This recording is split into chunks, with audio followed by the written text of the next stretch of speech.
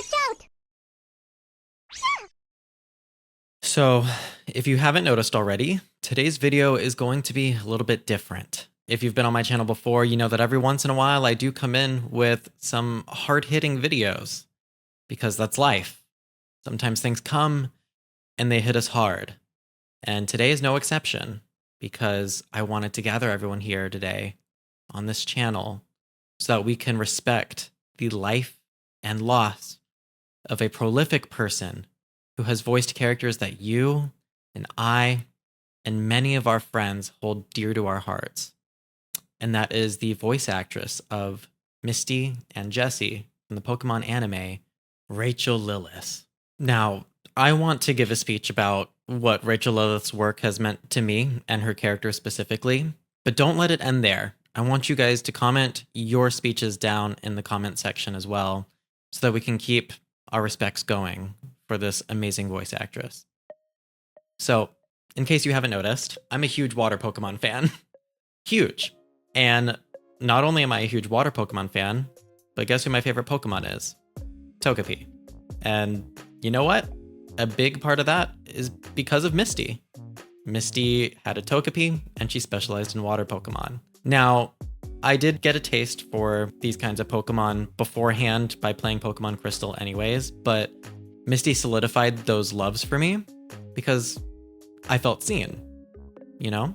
And the fact that Rachael Lillis was able to bring that character, who was so much like me with their tastes, alive, is huge. You know, I think people really downplay the impact that these people have on us, the nostalgia that their voices carry throughout the years, and the meaning that they can hold in all of us. Even people, you know, we've never met. I've never met Rachael, and I still very much love and respect her because of what she's done.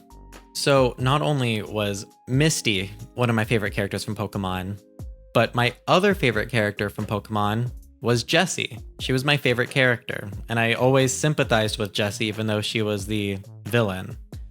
And still do to this day. Team Rocket, Jessie and James are still my favorite characters and the ones that I always root for. Maybe I'm weird for that, I don't know. But you know, part of that is because of how lovable the voice actress made Jessie. You know, the writing goes a long way, and that's definitely a huge part of what makes a character a character. Then you have the animation, but then you also have the voices. And like I said before, the voices carry a lot of weight. And the emotion that Rachael was able to implant into Jessie's character resonated with me. Clearly, she's my favorite character. All those pieces have to mesh together to form something that you bond with, right? And the voice actor is a huge part of that. And so it's with a heavy heart that I just really want to say, rest in peace, Rachael Lillis. You were an amazing voice actress. You brought us characters that meant so much to us, myself included. And we thank you for existing in this world. We really do. Now, with that being said, I want to talk a little bit about what happened with Rachael, and that is the cause of her passing away. Rachael was having a battle with cancer, and at the age of, I believe, just 46, she lost the battle. And I want to talk a little bit today about how something like that is something that we can either avoid or mitigate today as citizens, especially if you live here in the US. I'm talking to you. We have a healthcare problem. We really do. And Rachael was lucky in the sense that she lived in New York and California her entire life, and healthcare is definitely better here than it is in most other places in this country. I can attest to that, as I'm from Florida and now live in New York City, and the benefits and the kind of healthcare that I can get here far outclasses what I was able to get under the same circumstances in Florida. But with that, we still, as a nation, have really bad healthcare. Most people can't even afford healthcare in this country. And even if you can, complications come up along the way, and doctors can deny you no matter what your condition, even if it's life-threatening, even if it's cancer. And I think people have this idea that, cancer is this, you have this battle and it's almost always going to end in a loss. And that's not necessarily true. That doesn't need to be the case. Matter of fact, we've come a long way in detecting cancer early to be able to treat it better. But where issues still arise is elsewhere, and I'm going to talk about that now. I want you guys to dispel the notion in your minds that people like voice actors in general, people with a lot of money, are somehow immune to the struggles that the rest of us face when it comes to healthcare specifically. Maybe like the super ultra wealthy, yeah, sure, they're in another level. But actors and voice actors, they don't make as much as you think. They really don't. And it wasn't that long ago that Shannon Doherty suffered a similar fate to cancer. And a lot of people don't really know this about what happened with Shannon Doherty, but she did not need to pass away from her battle. Matter of fact, there was a clear path to victory that she fought to take, but doctors denied her because her insurance company had some complications and they had to deny service to her for her cancer treatment for a year. Now, that was a pivotal year for Shannon. If she had gotten service that year, the cancer would have been taken care of, and that's been admitted by her doctors and by her herself. She was very outspoken about this. It could have all gone away, but instead it didn't because of that year hiatus. I believe the year was 2014. I feel like it would be a huge disservice to these amazing people who have given so much to us as society to not talk about the fact that they are victims of the system just as much as we are.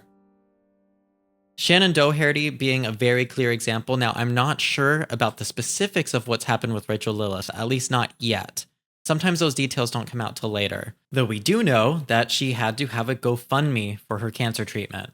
So that's pretty telling that clearly all was not right. At the age of 46, there was likely paths to victory, and I can only imagine the obstacles that may have come in the way. Again, I don't know for sure, but if it's anything like what happened with Shannon Doherty, that's what is very much possible. I also want to discuss the fact that cancer is a very rapidly rising concern in the sense that more and more cases are popping up by ratio of the population. So just more people are getting cancer than they used to.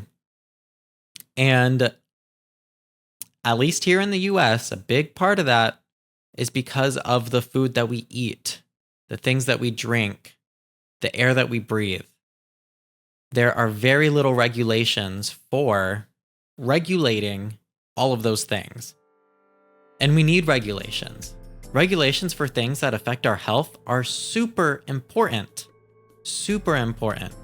And we've actually been losing cases in the court of law for trying to stop this rise of cancer with certain foods and certain substances that are allowed to be used here and approved by the FDA. And that's because of lobbying, aka bribery, from these corporations that feed us these substances. Because they make so much profit off of feeding us these substances, because they're cheap and they make them a big buck, but they kill us.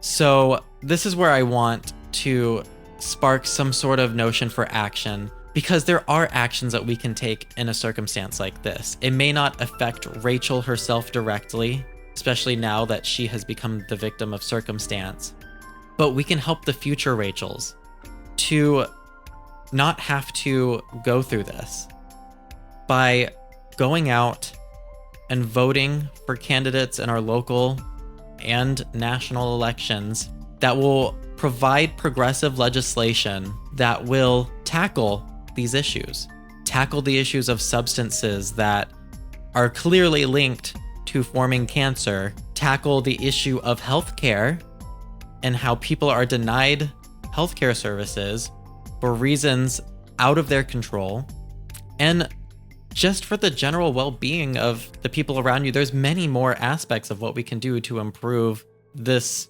nation and the world, especially in the US. Like we hold so much power over the world itself, and it becomes, in the long run, not just an issue for us here, but an issue for everyone everywhere.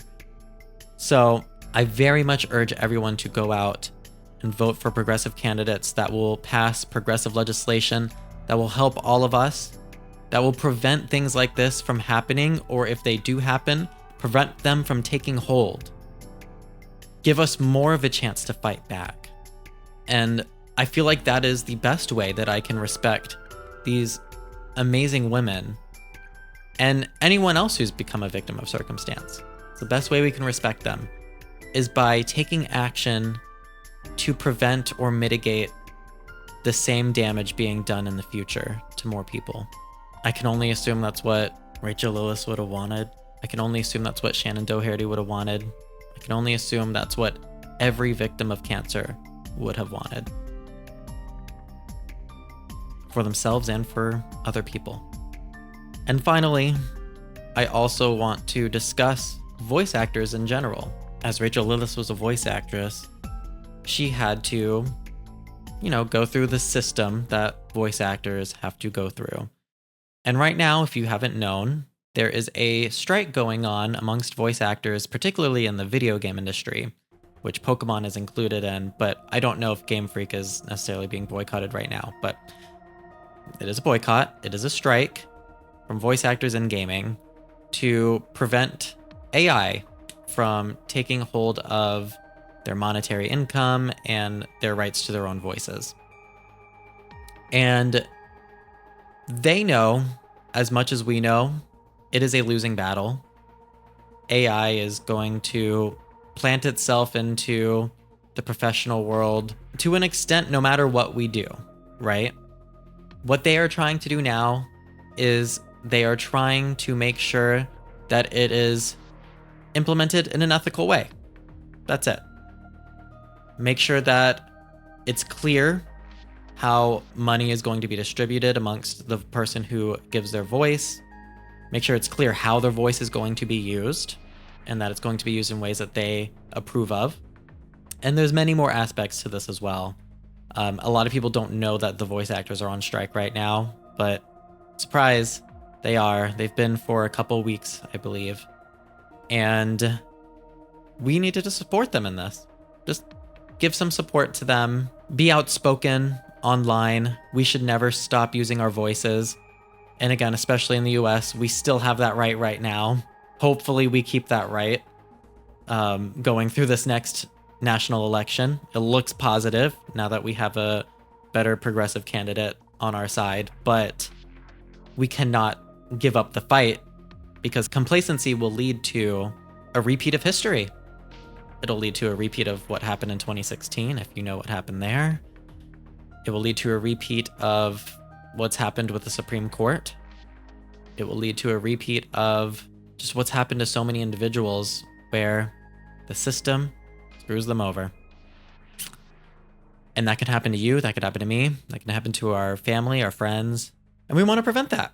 So again, this is how I want to respect the lives that these people led, the life that Rachael Lillis led.